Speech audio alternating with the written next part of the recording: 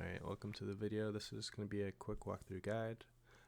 First of all, thank you for purchasing this if you have off of Etsy. Really appreciate it. It would be great if you leave a review.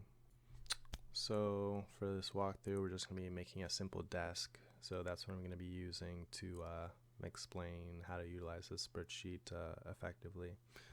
So first off, you want to put in your project name, the date, your customer's name, phone number, and email.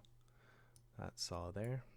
And then let's say we're starting off from scratch and you don't have any screws for some reason. So you just put in your item, screws, description, box of screws, include the price, however many you bought of that, and then it will automatically spit out the total cost for that. And then let's say we're making this 60 by 28 inches for the top of the desk, and then you have like 4 legs, which are roughly 29 inches. That's all you really need for this very bare bones desk. That'll probably fall apart if you don't reinforce it properly. So yeah, you just put in the number. So yeah, 4 of those 2x4s at 60 inches. 4 legs at 29 inches. It'll tell you however many inches this is in total, and then it'll use that to basically calculate however many 2x4s you need to make. And you also have your other columns that you could probably customize for whatever you're really buying. So that amounted to $15.72, and then you can more or less see the material subtotal coming to $25.72 right there. Next, you'll probably want to put in labor, or include your labor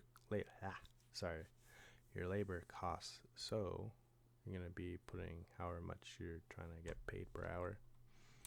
So let's say just 15 for the heck of it, and you only put in like 4 hours of work, or maybe 2 hours of work for that. And then let's say you're sanding it to like make it all nice and whatnot. So sanding, well, I guess you're also paying yourself $15 an hour, and this is also for like 2 hours. So that labor subtotal costs comes to $60. And then if you have any other overhead costs that you just want to include, you could probably just say, I don't know, tools and equipment.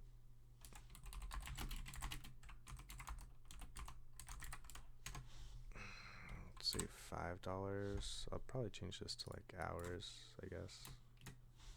Quantity/hours. Put that for however many hours worked, I guess. So you can tack on an extra $20. And then down here you can see your overall cost, or you can see your profit margin. You could probably change this however much you want. Let's say you only want a 100% profit margin. So profit margin, $105. Or you could probably put this to more reasonable, $50.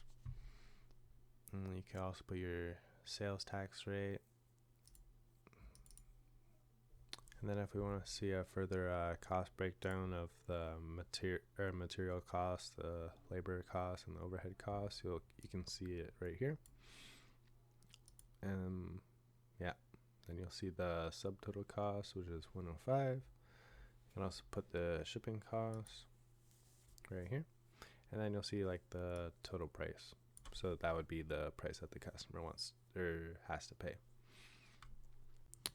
And then following this section here, you can see the amount of profit you're making per hour. So since we worked a total of 4 hours, you can just put that value here, and that'll essentially be $39 per hour. So that's that.